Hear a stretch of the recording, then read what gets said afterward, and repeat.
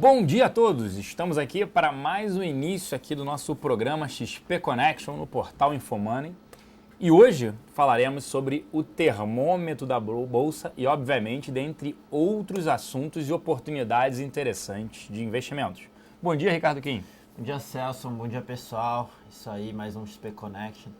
Já comentar um pouquinho de bolsa, viés para investidores, tanto quanto a setores, como a bolsa como um todo. A gente vai falar também um pouquinho da nossa visão daqui para frente. Vamos comentar um pouco do macro também, enfim.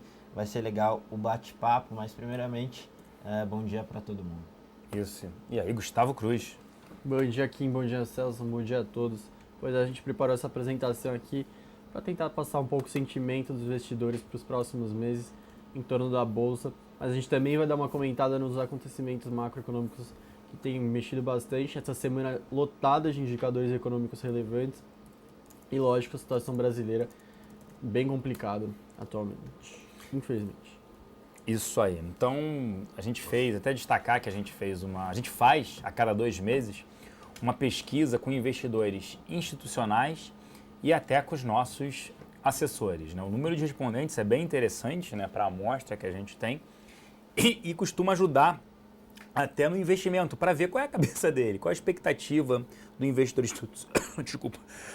institucional para a Bolsa. O que ele está enxergando para os próximos 2 meses? Qual o viés, positivo, negativo, e quais os setores que esses investidores estão mais positivos e quais os setores que eles estão mais negativos, e aí a gente consegue tirar uma ideia sobre isso. Então a gente vai falar primeiro desse termômetro da Bolsa, depois a gente entra na situação macro, né, e também de oportunidade de investimento, certo? Com certeza. Para a gente não perder tempo, então vamos para essa pesquisa aí sobre o viés de Bolsa e setores. Certo, apresentação na tela, então, a gente tem aqui na parte da esquerda, só colocar aqui para ajudar a identificar. Na parte da esquerda aqui a gente tem a expectativa em abril, na nossa pesquisa feita em abril, e na direita nessa última pesquisa realizada em julho. A gente vê aqui em amarelo aqueles investidores que tinham uma expectativa de alta da Bolsa para os próximos meses. Nesse cinza mais escuro, a expectativa de média, ou seja, de estabilidade da Bolsa para os próximos meses. E no cinza mais claro, a expectativa de baixa da Bolsa. A gente pode ver, comparando os duas bolachas, que a parte de alta, a parte amarela, deu uma bela diminuída, assim como a parte de média. A maioria dos investidores, então, se tornou mais pessimista. A parte de baixa, que estava em 25%, chegou agora a 57%. Pegou tanto o pessoal de alta quanto o pessoal de expectativa média. Então, a gente vê uma deterioração nas expectativas dos investidores daqui para frente na Bolsa Brasileira. Muito talvez a gente pode até fazer uma conexão com o que vem acontecendo com o país. Qual era a expectativa quando a gente fez essa pesquisa em abril? Ainda existiam muitas dúvidas no ar sobre o que aconteceria. A gente viu de abril para cá uma dificuldade imensa de realizar o ajuste fiscal e diversas notícias que vêm prejudicando. Daqui a pouco a gente comenta até mais especificamente. Agora, na parte dos setores preferidos aqui, a gente separou na parte da esquerda aqueles setores que os investidores acreditam que tem uma maior perspectiva de alta para os próximos meses, aqueles que eles preferem ter posição, e na direita, aqueles que eles preferem ficar distantes, aqueles que eles têm um viés mais negativo. Então a gente tem o setor financeiro, com certeza, ao mais comentado, tem 65% de escolha entre os investidores, ele ficou bem distante dos demais, ele foi o mais citado como o preferido entre os investidores institucionais. Até falar isso, né? Pode até jogar aqui pra gente, por favor. O que é interessante falar sobre o setor financeiro. Por que, né, Por que os investidores institucionais locais têm um tamanho, nem um tamanho, mas uma expectativa positiva? Vamos lá, a Bolsa hoje negocia 12 vezes e meia preço sobre lucro, que nada mais é do que o valor de mercado da Bolsa sobre as expectativas de lucro para o ano de 2015. O médio da Bolsa negocia na casa de 10 vezes e meia, ou seja, a Bolsa estaria caro. Porém, o setor financeiro, e aí a gente vai falar de bancos nesse caso específico, não vou falar de Cielo, BB Seguridade, CETI, BVMF, estou falando do setor financeiro olhando bancos. Ele negocia Itaú a 8 vezes lucro. Então, quando você compara com a Bolsa ainda com ações, né, do Ibovespa cíclicas, você tem toda a parte de commodities metálicas sofrendo muito, com queda do preço do minério, siderurgia desligando o alto forno, todo um processo aí de desaceleração forte na produção industrial. Aí quando você olha bancos, a 8 vezes lucro, extremamente, hoje a gente analisa, barato, tem um retorno sobre patrimônio, ROI, né, Return on Equity, na casa de acima de 24%, 23%. Ah, Selic vai chegar a 14%. E mesmo assim eles conseguem passar muito mais isso. Bem ou mal, você fala assim, e aí que são os riscos para bancos? Risco de bancos que você tem. Quais são os maiores problemas? Inadimplência, né? Mas eles acho que já aprenderam com o passado, né? Quem lembra bem, na época de financiamento de automóveis, em 2009 houve um incentivo, vamos financiar automóveis por conta para dar, né, uma aceleração na economia. E aí se financiou muito automóveis. O Itaú já viveu isso. E aí em 2009 se financiou muitos automóveis e em 2011 ele teve que pagar um pouco a conta. Pagar a conta. Que era de inadimplência, retomar carro, isso é muito ruim.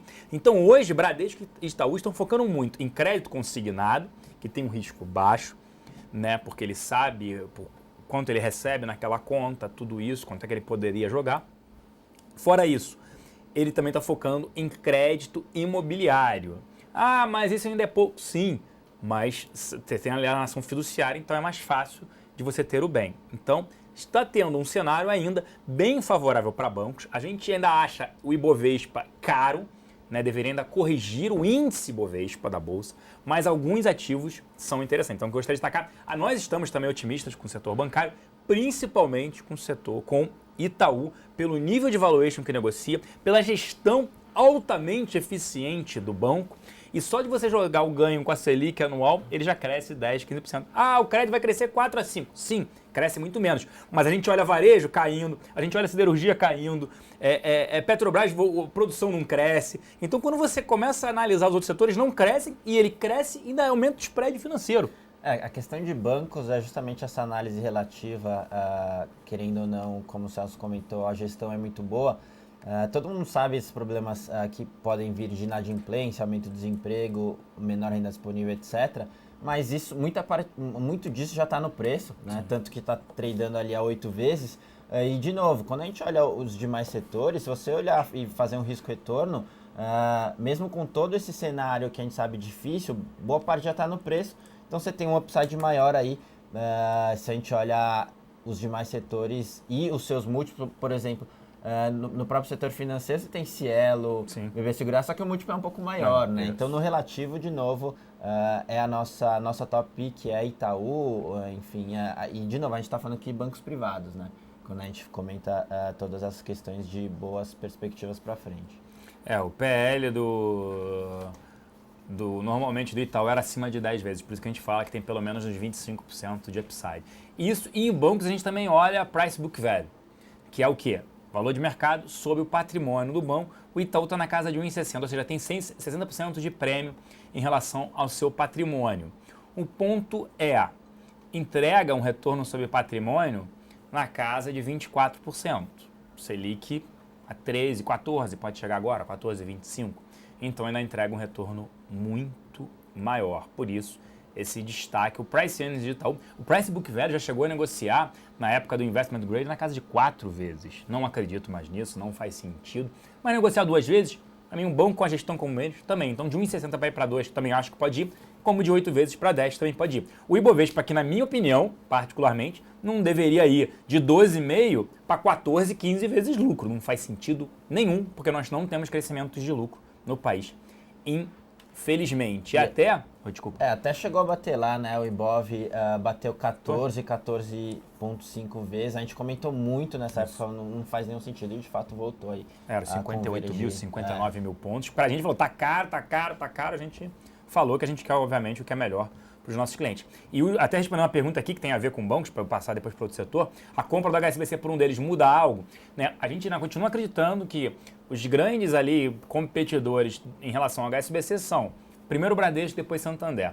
Bradesco, porque ele chega próximo ao Itaú, então não faz sentido nenhum ele levar. Ele acho que ele nem quer. A discussão é quanto é que vai ser pago.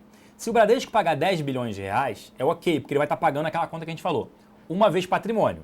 Como ele negocia 1,5, 1,60, está tendo um desconto. Se ele pagar 14 bi, o patrimônio do HSBC era, no final do ano passado, o número que a gente tem em público, de quase 10 bi. Aí ele estaria pagando 40%. Eu diria que se ele pagar 14 bi, estaria pagando caro, seria ruim para Bradesco nesse sentido. Sobre competição, tudo isso, não acho que muda nada em relação a isso. Tem muitos clientes, né, que você tem, que tem conta no HSBC, no Itaú, no Bradesco, então o próprio Itaú já avaliou e falou, caramba, não faz sentido nenhum eu comprar o HSBC. Tá bom? Aí a gente pode voltar para a apresentação e falar dos outros setores. Por favor. Certo, a gente teve então papel de celulose em segundo entre os preferidos. Acho que eu vou comentar todos, depois a gente volta para cá para nós, pra gente comentar Tudo bem. em parte, né? 41% em papel e celulose, 35% em cartões de crédito, 33% em utilities e 20% em saúde. Na parte dos com viés negativo, a mineração se destaca bastante com 61% citados entre os investidores que responderam à pesquisa. Depois o setor de petróleo, gás com 53%, consumo 45%, setor imobiliário também 45% e aço 40%.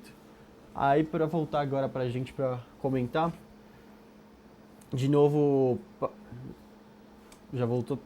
Isso, falar de papel e celulose, então primeiro com viés positivo, o segundo papel e celulose, a gente já vem comentando há algum tempo, obviamente o setor se beneficia muito com o dólar e é um pouco dessa estratégia que diversos investidores estão fazendo e o que a gente vem batendo na tecla aqui há algum tempo, né? Você tem principalmente aqui falando Suzano e Fibra, que tem mais exposição à celulose, à exportação, essa tem sido a escolha. Hoje a gente tem um pouco de Suzano, a gente tinha Fibra, só que a gente acabou fazendo uma mudança tática aí para Embraer, mas o fato é que estrategicamente a gente quer estar exposto a dólar, a gente quer, mesmo que o dólar não dispare, o dólar num patamar mais alto e a dinâmica da commodity celulose já em si ajuda nos resultados, lembrando que dinâmica da celulose a gente tem, por um lado, na demanda a China e Europa puxando bem forte, por outro lado, isso aí até a gente tem visto aí nos últimos meses possibilidade de repasse de preços. Se a gente analisa relativamente às demais commodities, principalmente commodity metálica ou até petróleo, a celulose está se comportando muito bem. Então é um pouco disso aí, uma questão estratégica de com exposição a dólar.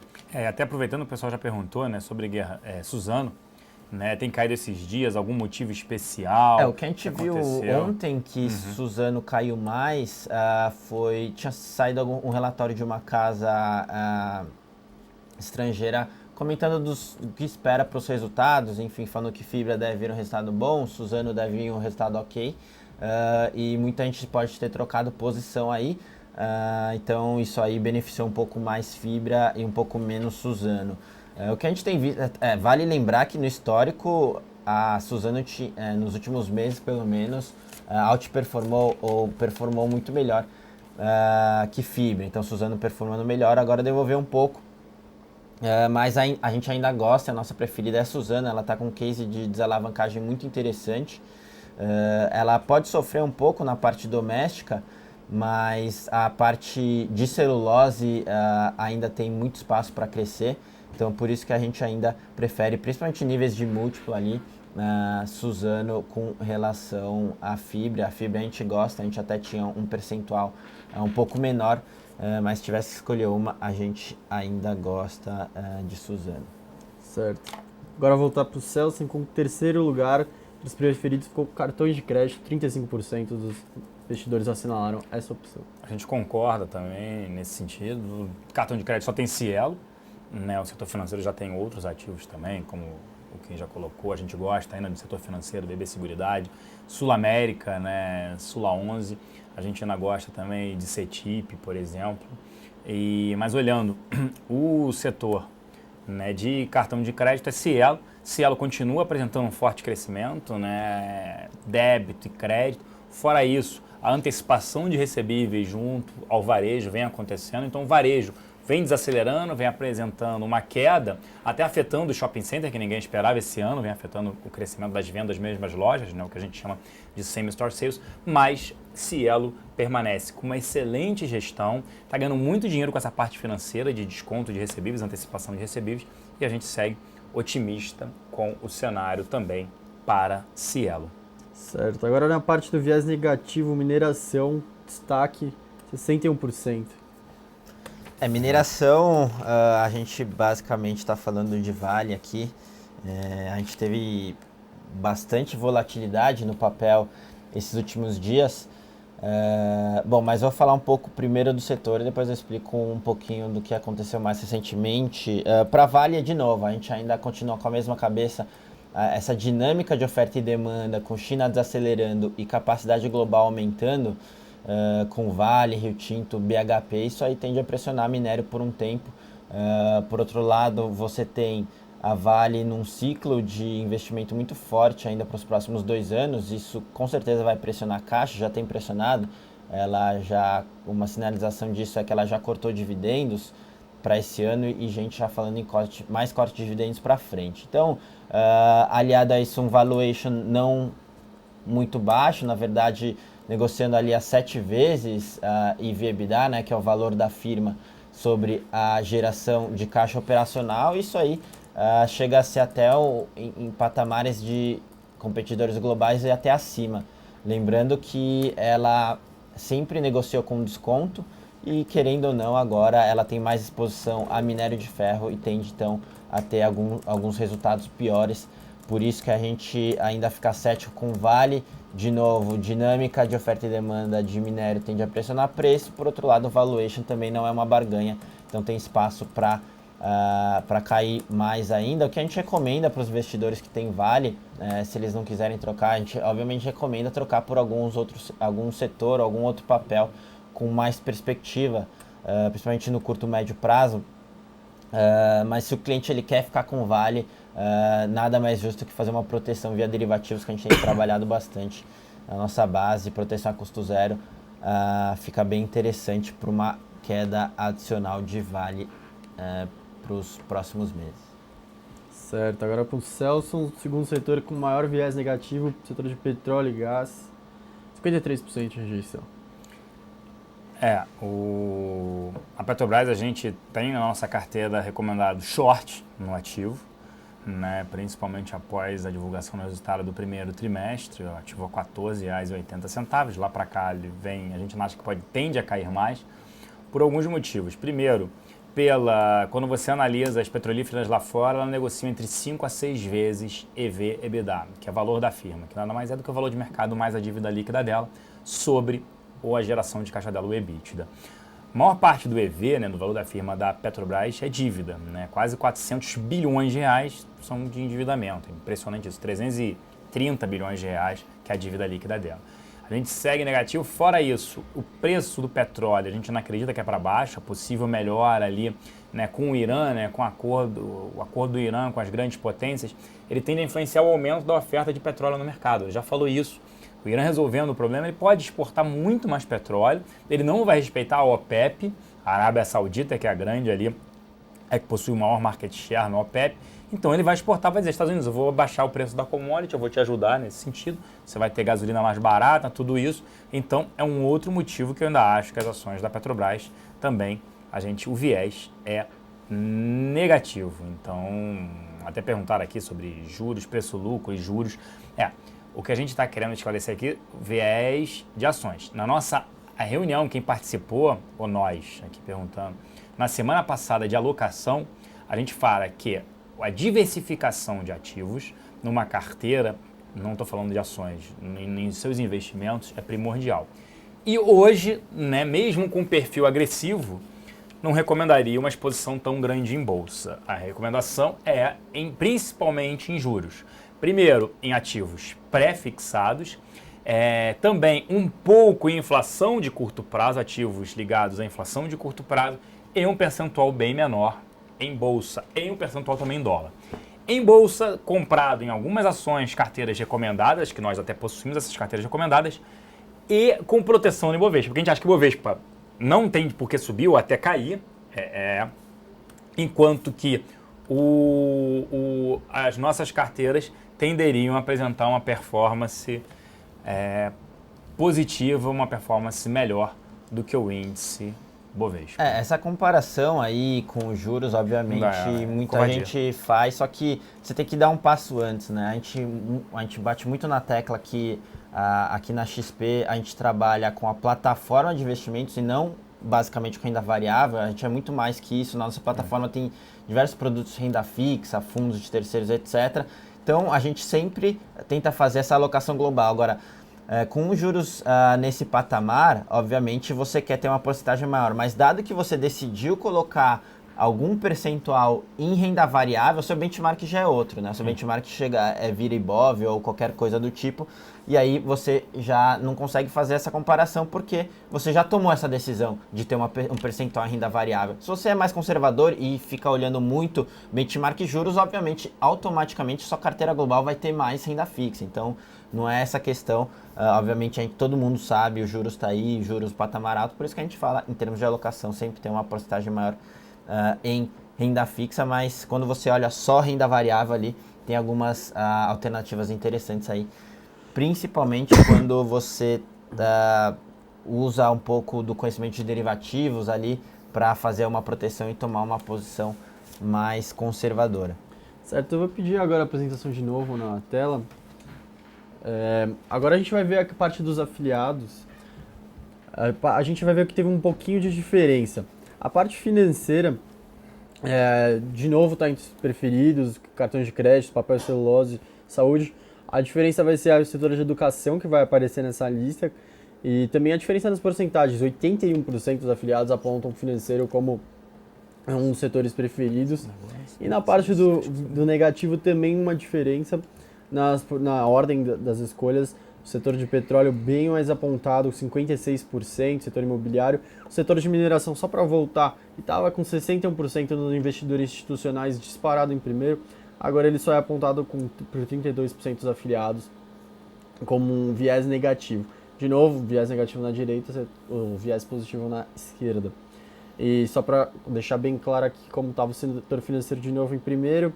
Tem um número bem parecido, né, no setor financeiro, né, assim, até um percentual até maior, né. Acho que na parte da expectativa e esperança positiva, os investidores até se assemelham, eles continuam botando bastante fé na parte do setor financeiro, mas na parte negativa a gente vê um pouco de diferença aqui dentre eles. Aqui em cima a gente quer comentar? Não, só falar assim, o número é muito parecido, 58%, né, com viés médio, né, para a bolsa, expectativa, né, baixa 54%, 34% na média e 8% positivo. Ou seja, tá todo mundo aí negativo mesmo para os próximos 2 meses com bolsa, tanto os afiliados, né, que participam da pesquisa, quanto os investidores institucionais. Acho que vale a pena só destacar que aparece ali, né, o setor educacional com viés positivo, né? Que não aparece com os institucionais. A gente viu essa questão que foi bem interessante. Os institucionais, até nas pesquisas anteriores, chegavam a mencionar educação lá em terceiro, enfim, quarto lugar, e agora a gente não olha mais. De fato, o pessoal deu uma afastada depois de tudo que aconteceu, se afastou um pouco do setor. Obviamente você tem mais incerteza, então você gera ali uma redução nas posições, etc. Agora, o que a gente tem olhado para a educação é que, se a gente analisar no relativo ao começo do ano, o cenário melhorou muito, né? Principalmente em termos de transparência. No começo do ano estava muito difícil ali você saber o que estava acontecendo, estava muito ruidoso e sem nenhuma transparência sobre as novas regras do FIES. E agora, querendo ou não, você tem um diálogo mais claro entre governo e instituições privadas. Você sabe um pouco mais das regras do jogo, então você consegue ter um pouco mais de previsibilidade para justamente ajustar a sua estratégia dentro da empresa. Então é isso que a gente está olhando. Muita coisa já está no preço dessas mudanças, então vale a pena ter uma posição, pelo menos para a gente, ainda que uma posição não concentrada. A gente gosta de uma alocação em Kroton, porque o Kroton tem o melhor management do setor, e no momento de mudança você não pode subestimar o valor que uma gestão pode criar. E é justamente nesse momento que você se apoia muito mais na gestão de uma empresa. Então, é um pouco dessa nossa cabeça para a Kroton, negocia lá suas 13 vezes, preço-lucro 2015, vai crescer lá seus 10% receita, tem um bom potencial de crescimento de margem, né, com as sinergias da fusão com a Anhanguera. Então a gente, por exemplo, na nossa carteira recomendada, a gente tem 10%. A gente acha que é um peso interessante para diversificar e estar num setor diferente. A gente pode ver um fluxo maior daqui para frente dos institucionais, já que está todo mundo leve. E como eu comentei, o cenário melhorou, você pode ter um fluxo nesse sentido, de gente montando posição nesse setor e começando a olhar de novo com um pouco mais de carinho, principalmente quando saem os próximos resultados. Os resultados do primeiro TRI foram, de certa forma, resilientes, mas é interessante ter mais informação com o segundo TRI, talvez você tenha mais apetite dos investidores institucionais para o setor. Certo. Boa. Então, o pessoal até perguntou aqui, setor elétrico e outras ações, passar rapidamente BVMF, por exemplo, e Kroton, até o que esperar. Você já passou sobre essa parte de Kroton, né? Então, BVMF é um ativo que a gente até gosta, um ativo bom, mas o maior problema, acho que BVMF é se a gente acredita que a bolsa está cara, ela é um ativo que tem um beta, uma correlação com o índice muito alta. Então, se a gente acha que a bolsa deveria corrigir, ou pelo menos não andar, o índice Bovespa, ela deveria não andar, até pelo fluxo agora está tendo um volume menor na bolsa, na BVMF. Então, a gente não fica tão otimista com o ativo, apesar de ser um excelente pagador de dividendos. Teve uma pergunta aqui também sobre Ambev, Cielo e Eletropaulo. Ambev e Cielo, sim, se cair, aproveita, Marcos, e compre. Eletropaulo a gente já não é tão otimista assim, por conta do setor elétrico, interferência governamental. Por mais que ela tenha repassado agora um ajuste da taxa, as tarifas aqui em São Paulo, mais 17%, a gente sempre fica mais receoso com ela. Se a Cosan se beneficia da alta do petróleo, não, até porque o petróleo a gente não está vendo alta. O que você quer dizer é o seguinte, se ela se beneficiaria se o petróleo subisse e a Petrobras corrigisse o preço da gasolina, o que não é o caso. Então, esse é o maior problema para a Cosan. E o volume de gasolina e diesel tem caído nas vendas, só etanol está subindo. Mas a proporção de venda num posto de gasolina de etanol ainda é baixa, perto de gasolina e diesel. Diesel é o combustível mais vendido no Brasil e por conta de toda essa desaceleração econômica, está se caindo muito o patamar de diesel também. E aí Ultrapar e ela, já falando de Ultrapar, elas acabaram sofrendo. Ultrapar é uma excelente empresa, só esse volume aí de combustíveis é que está sofrendo. Mas é outra empresa que se cair, vale a pena ter sim ela em carteira. Sobre o setor elétrico, já haviam perguntado aqui, a gente prefere ter, quando olha, ou transmissão de energia, que a gente gosta, nesse caso até Taesa, TAE11, é uma empresa de transmissão de energia, então os yields dela, ela projeta um dividend yield na casa de 11% de pagamento de dividendos ao ano, é excepcional, é excelente, se aproxima ali, é uma das maiores pagadoras de dividendos, vale a pena ter. Mas olha, a geração e distribuição, a gente é mais cético e acredita que pode ter. Se foi postergado para o ano que vem, ainda um racionamento de energia, tá? Porto Seguro, Sul América, BB Seguridade e Fleury. Porto Seguro, Sul América, BB Seguridade, a gente já falou no início. Dessas três, a gente prefere hoje Sul América, Sula 11, a mais descontada, negociando abaixo 8 vezes lucro. Ela pode se transformar, virar uma operadora de saúde. Alta de juros beneficiam altamente essas companhias que recebem o prêmio, né? Porto Seguro andou muito por conta do seguro, você paga o seguro. Ninguém vai deixar de fazer seguro, né? De carro, né? Pô, não faz sentido nenhum na crise.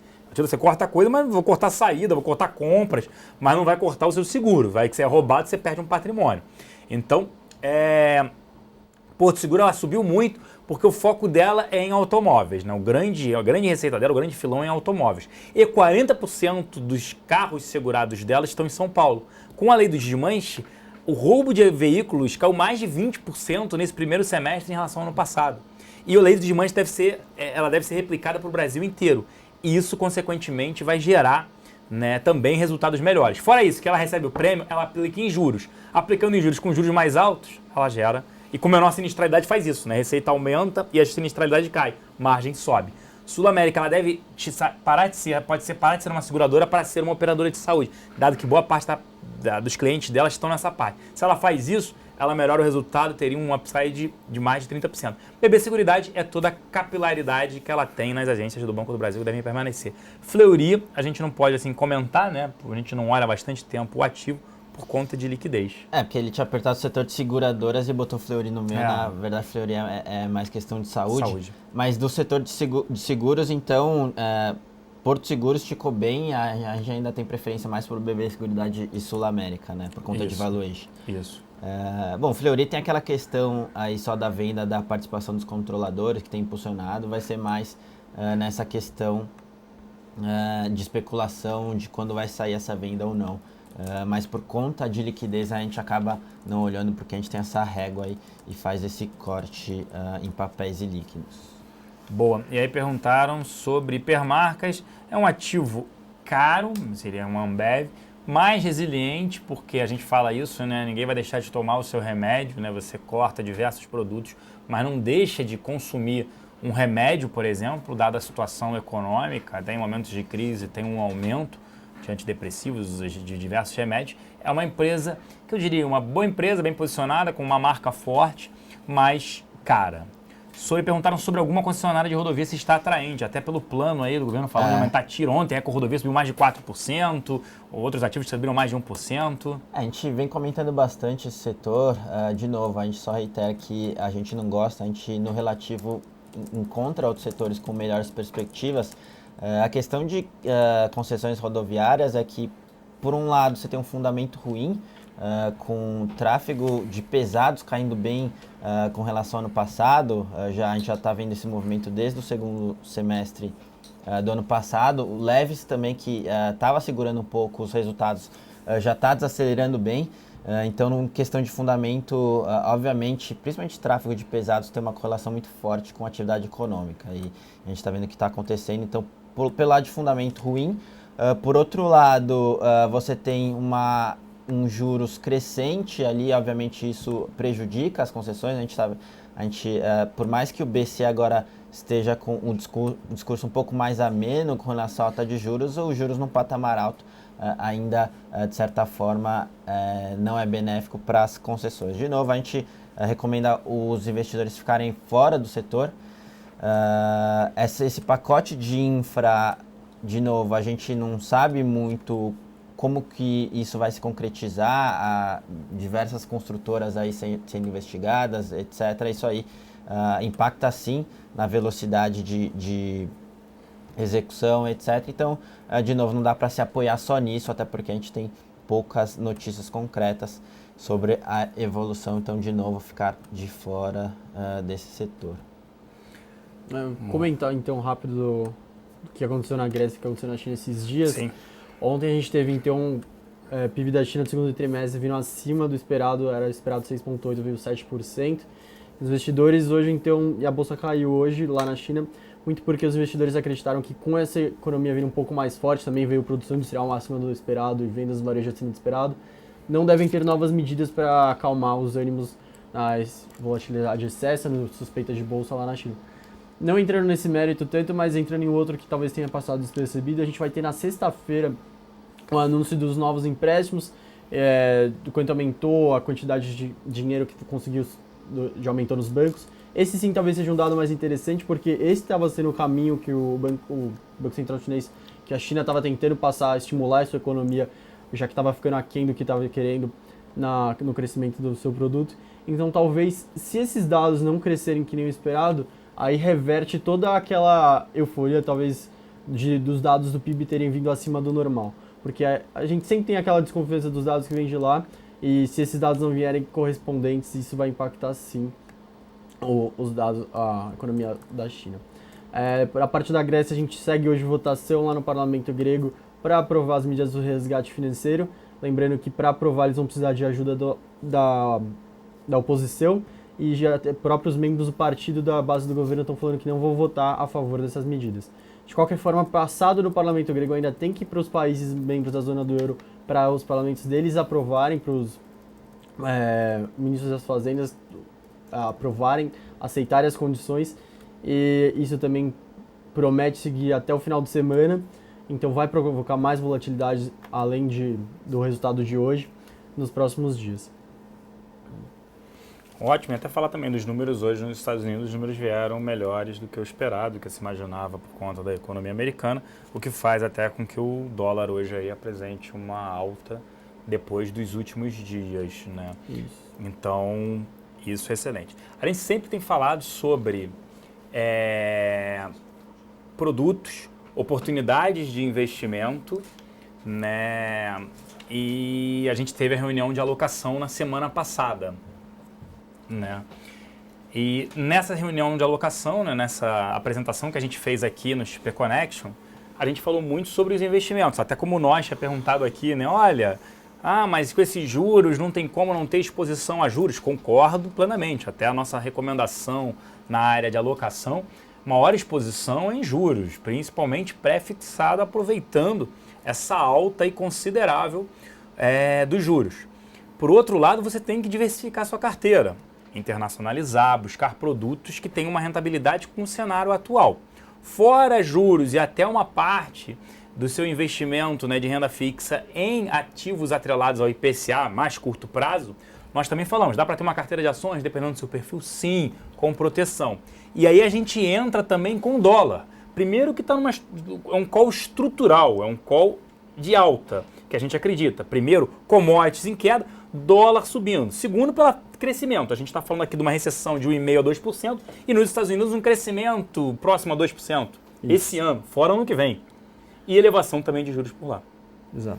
O que a gente tem batido muito na tecla ultimamente no portfólio global. Obviamente a gente às vezes foca um pouco mais em renda variável, mas o que aqui a gente na XP tenta passar é justamente a visão global. E cada vez mais a gente tem falado de investimento internacional, seja via capitais protegidos lá fora e principalmente com o intuito de diversificar, né? A gente falou bastante de renda fixa, etc., renda variável, mas uma outra vertente aí, obviamente, para fazer hedge ou até por outras questões que a gente vai comentar daqui a pouco, é alocação em dólar, alocação externa, e acho que a gente vai comentar um pouquinho agora, né? Isso. E aí, que produtos, né? O que a gente recomenda? Eu posso comprar um fundo cambial? Até pode, mas você compra um fundo Ibovespa passivo? Não, até porque aqui a gente não recomenda nenhum fundo Ibovespa passivo. Por que a gente não recomenda? Porque a gente acha que o Ibovespa poderia sofrer. A gente pode recomendar alguns fundos que buscam justamente, você vai pagar uma taxa de administração tentando buscar um retorno maior do que o índice. Então, tem um produto muito interessante. Hoje aqui a gente trouxe a Ilana, ela é RI da XP Gestão. Então, eu queria apresentá-la aqui porque ela vai apresentar um produto bastante interessante, que é o XP Dólar Plus. Obrigado, Ilana, bom dia. E o que é o XP Dólar Plus? Bom dia, Celso. Bom dia, pessoal. Para quem não me conhece, eu sou Ilana Bobrov, responsável pela área de RI da XP Gestão de Recursos, a asset do Grupo XP. Pois é, Celso, essa ideia de internacionalização, ela é uma ideia forte dentro da nossa asset, né? A gente já tem há 3 anos trabalhado diversos produtos e há muito tempo os nossos clientes nos pedem um produto cambial, né? Aquela ideia de você ter um retorno mais atrelado ao dólar e menos dependente de outras variáveis, como BDRs, ações americanas ou mesmo crédito high yield, que a gente tem uma área muito forte aqui dentro. Mas a gente acha que um fundo cambial passivo, ele agrega pouco valor. E pensando nisso, a gente criou o XP Dollar Plus, que é um fundo que busca dar mais do que o retorno em dólar através da exposição em crédito de grandes empresas internacionais. Vale mencionar que são empresas do segmento high yield, que a gente consegue um yield melhor do que o segmento investment grade, especialmente lá fora. No entanto, são créditos de curta duração, são bonds que têm um vencimento de até 3 anos e meio. E com isso a gente consegue uma previsibilidade maior, uma volatilidade menor para o nosso portfólio. E aí a gente está buscando, e a gente tem uma convicção, uma rentabilidade esperada que a gente quer estar trazendo para esse produto, de dólar mais 2,5% ao ano. Isso, então assim, ele não é um fundo cambial.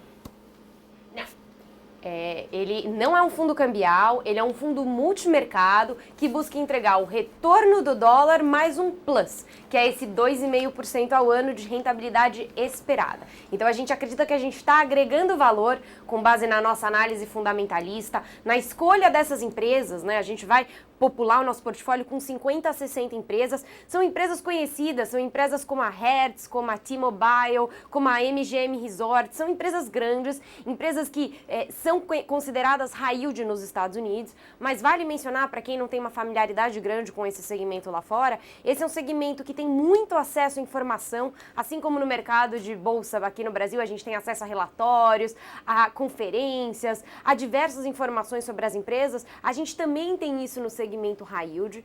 A nossa equipe de gestão é liderada pelo Cid Oliveira, que é um profissional que tem muito tempo de exposição nesse mercado, morou muito tempo fora, cobre crédito de empresas internacionais há muito tempo. E vale mencionar também que o high yield lá fora, ele é quase que equivalente ao nosso investment grade aqui no Brasil. Então, a gente não está falando de um risco que nos parece inapropriado. Então, esse fundo ele vai investir em ações, em crédito de ações investment grade. Ele parte daí desse princípio nos Estados Unidos. Basicamente em economias desenvolvidas, foco maior nos Estados Unidos, mas eventualmente também alguma coisa em Europa. Mas sim, ele vai entregar, ele vai investir em crédito dessas grandes empresas. Entendi. E qual o prazo de resgate do fundo? Quer dizer, se ele pode sacar a qualquer momento e até também o ticket mínimo, né, que precisa investir para isso. Esse é um fundo que ele vai ter essa duração de até 3 anos e meio. Iniciamos já o processo de captação e vamos fechar a captação no dia 24 de julho agora, não nessa sexta-feira, na outra. E a partir daí, os cotistas eles têm um prazo de resgate, caso queiram sair, de D60. A gente recomenda que tentem ficar até o final, né? A ideia não é fazer um call tático de alta de dólar, é muito mais fazer um call estrutural, de ter uma alocação ao dólar no seu portfólio. E o bacana desse fundo é que a gente está tentando trazê-lo como um produto de acesso. Então, ele é um fundo para público em geral, você não precisa ser um investidor qualificado e tem um ticket mínimo de R$20 mil. Então, com R$20 mil você consegue ter acesso ao dólar, mais alguma coisa que a gente estima em 2,5% ao ano de rentabilidade, com uma agregação de valor, exposição a grandes empresas lá fora. Enfim, é um produto de bastante acesso. O pessoal perguntou de taxa de administração, já perguntaram aqui, já perguntaram se era capital protegido, que não é o caso, e qual o valor mínimo. Qual o valor mínimo você acabou de falar? Apenas R$20 mil. Se é capital protegido, acho que você pode responder também, e a taxa de administração. Perfeito. Esse não é um fundo de capital protegido, tá? Esse é um fundo de dólar mais essa rentabilidade que a gente estima em 2,5% ao ano. Existe risco? Existe, sem dúvida. Inclusive, se o dólar cair, a rentabilidade do fundo também vai cair. Você não tem o capital protegido. Com relação à taxa de administração, a taxa do fundo é de 1,75% ao ano. Vale mencionar que nesse dólar mais 2,5% que a gente estima de rentabilidade por ano, a gente já tirou o 1,75% de taxa de administração. Ele seria líquido para o investidor, com os impostos, claro.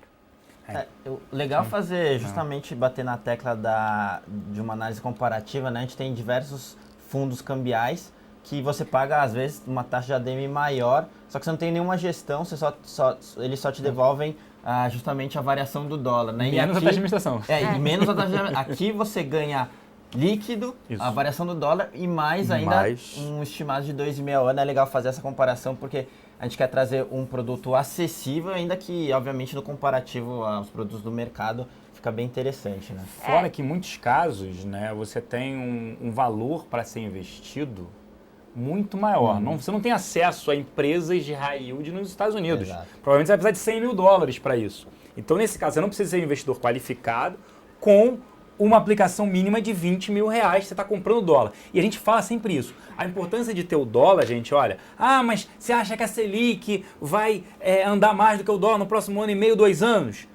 Acho que, do jeito que ainda está a situação, e a situação no Brasil está bastante volátil, tende a entregar até um retorno maior, mas você tem que pensar em diversificação. Diversificação de carteira, de portfólio e internacionalização do seu dinheiro. Então, essa é uma maneira. E outra coisa, se a gente tiver aqui uma ruptura política, não dá para descartar, apesar da probabilidade ainda ser baixa, do impeachment, tudo isso, a gente não sabe o que vai acontecer. Se o dólar foi para R$4, você fala, poxa, eu não botei na minha carteira porque não imaginava que isso. Você não pode imaginar. Nesse caso, ela entra como um call estrutural de alta e também um hedge para essa situação econômica brasileira e de crescimento global nos Estados Unidos. Teve algumas perguntas aqui. Vamos lá. Se juros lá fora subirem, provavelmente vai mexer no preço desses papéis, né, de crédito no fundo. A pergunta é se poderia rodar negativo nesse cenário. Vamos lá. De novo, assim como o mercado de crédito aqui no Brasil, se você leva os seus bônus até o vencimento e você não tem nenhum evento de default, a probabilidade é praticamente 100% de você ter essa rentabilidade pré-acordada que você já tenha do dólar mais alguma coisa. Os bônus que a gente está vendo, na média, a gente consegue dólar mais 9% ao ano até o vencimento. Por isso que a gente está falando em mais ou menos 2,5% ao ano. É claro que eventuais mudanças de cenário, você pode ter um movimento de marcação a mercado que mexa com a volatilidade dos ativos e, portanto, do fundo. Por isso que a gente sugere que o cliente que entrar nesse produto fique com a gente até o vencimento, porque aí fica muito mais fácil e previsível a gente conseguir entregar essa rentabilidade que a gente está esperando para vocês. Ótimo. Outra pergunta aqui. Se não é um fundo cambial, qual o motivo a rentabilidade está atrelada ao dólar? Bom, foi o que pediram pra gente, né? A gente teve muita demanda por rentabilidade atrelada a dólar, a história de diversificação. O que a gente quis foi, em vez de fazer um fundo cambial, que a gente vê que tem uma agregação menor de valor, e historicamente, como o Kim, como o Celson comentaram, você tem aí um retorno muitas vezes abaixo, inclusive, da moeda, a gente quis trazer uma opção, uma alternativa ao veículo cambial que tivesse aí uma agregação de valor e, portanto, um retorno esperado maior para vocês. Teve uma pergunta aqui bastante importante. Taxa de performance. Não tem taxa de performance, Ilana? Não, esse fundo não tem taxa de performance. A gente entende que, dado que a gente tem uma previsibilidade alta do que vai acontecer no final do fundo, não faz sentido, não é justo com os cotistas a gente cobrar uma taxa de performance. Então, a gente vai ter só a taxa de administração. Eu acho que não tem mais perguntas aqui.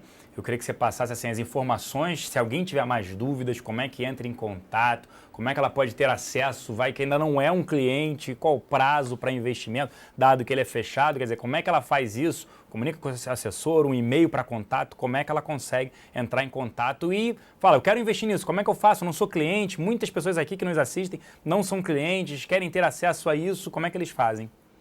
Bom, se você já é um cliente da XP Investimentos, talvez o caminho mais fácil seja entrar em contato com o seu assessor e perguntar sobre o XP Dollar Plus. Todos eles estão a par ou já estão trabalhando e ouvindo bastante sobre o produto. Caso você não seja e queira conhecer um pouco mais do produto, ou mesmo caso seja e queira falar diretamente com a gente tem um e-mail de contato que é o ri@xpgestão.com.br. XP Gestão sem o tio, logicamente. No nosso site também, www.xpgestão.com.br, vocês podem encontrar todos os nossos contatos e se precisarem de qualquer informação sobre esse produto ou qualquer outro, a gente está à disposição. Isso. Obrigado pela participação, Ilana. Então vocês sabem isso, quer dizer, a gente está falando aqui sobre diversificação de investimentos, de carteiras, de portfólio, e muito interessante, com o mínimo apenas de R$20 mil. Então é diferente, né? Você vai buscar isso... primeiro que é o fundo cambial, que a gente já citou aqui, o Ricardo Kim bem citou, quer dizer, você precisa não só, às vezes, de um volume muito maior, tem taxa de administração, tem tudo isso, então, quer dizer, faz todo sentido nas nossas carteiras. Até pelo perfil na nossa alocação, a gente fala, dependendo do perfil, a gente recomenda de 5% até 20% de exposição. E essa é uma maneira muito interessante, porque você receber a valorização do dólar, né, no período, com uma taxa média, buscando uma taxa média de 2,5% ao ano, ou seja, dólar mais, dólar plus. Aquela pergunta ali do fundo cambial, na verdade, a classificação não é fundo cambial, mas você pode pensar como um fundo atrelado a dólar com um plus. É melhor, então. Então, assim, isso foi uma exigência, muita gente perguntando, eu vou viajar para fora, eu vou fazer isso, como é que eu faço? Compro dólar, vou comprar dólar, manter em casa, não faz nenhum sentido. Como a gente botar acha? No colchão. Os ciclos de altas de moedas são 5 a 7 anos, como são os de commodities. O ciclo de alta do dólar agora só está iniciando, até porque vai iniciar o processo de ciclo de aumento da taxa de juros lá. Nem começou. Nem começou. Vamos falar, o ciclo da moeda, olha de 2008 para cá, o ciclo da moeda do dólar. A gente está falando de 7 anos. Agora está começando isso. Então, assim, é um momento de alta que a gente acha que o cenário é hiper interessante pela diversificação de risco, né, e que o dólar é para cima e a ideia é sempre aplicar em empresas de high yield. Então, isso torna, assim, essa situação bastante interessante. Só um destaque ali para essa questão de custo de carrego, né, que todo mundo fala do CDI. Uma outra forma de ver também é a diversificação do seu portfólio de renda variável, né? Você tem ali um portfólio de renda variável, obviamente você já não está mais considerando o benchmark renda fixa, porque você como a gente comentou bastante, já deu um passo atrás, você já tinha decidido isso. Então, no seu portfólio de renda variável, separar um pouco desse portfólio para dólar, já que o dólar, estruturalmente, ao nosso ver, é para cima.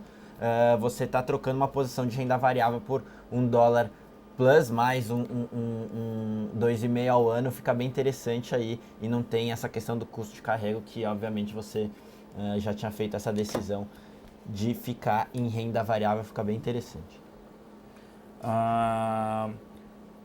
Perguntaram de ABCB aqui, que a gente tem pouco tempo agora, estamos no limite aqui.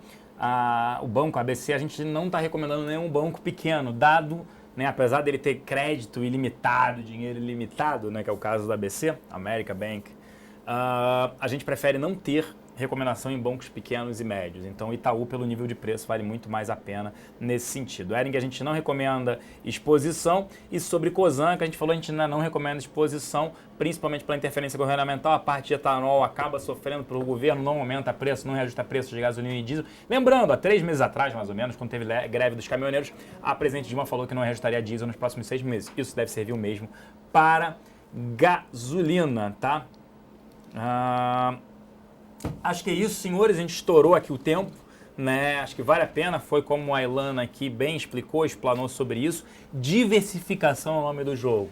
Dá para ganhar dinheiro, tem oportunidades mesmo com esse cenário. Vamos aproveitar o cenário macro desafiador, com taxa de juros elevadas, inflação elevada e também esse dólar que tende e qual estrutural de alta. Então faz todo sentido o XP dólar plus. A gente sempre está tentando trazer, como o Ricardo aqui até já mencionou, a gente não é uma corretora, a gente é um shopping center financeiro, tentando trazer sempre as melhores oportunidades de investimento e ajudando o brasileiro a investir melhor. Eu vou ficando por aqui, a gente volta, eu volto ainda hoje no Batalha do Século, mas o XP Connection volta semana que vem.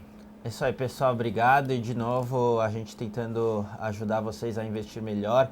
A gente aqui, como o Celso falou da plataforma, é aquele one-stop shop, né? Que a gente fala que a gente sempre tenta ter essa visão global e oferecer tudo na mesma plataforma, seja renda variável, renda fixa, dólar, etc. Então vale vocês conhecerem e continuar acompanhando a gente, que a gente vai tentar trazer assuntos cada vez mais interessantes aí para debater com vocês, tá? Então, por hoje é só, pessoal. Até semana que vem. Um abraço a todos, espero que tenham gostado do programa. Até semana que vem.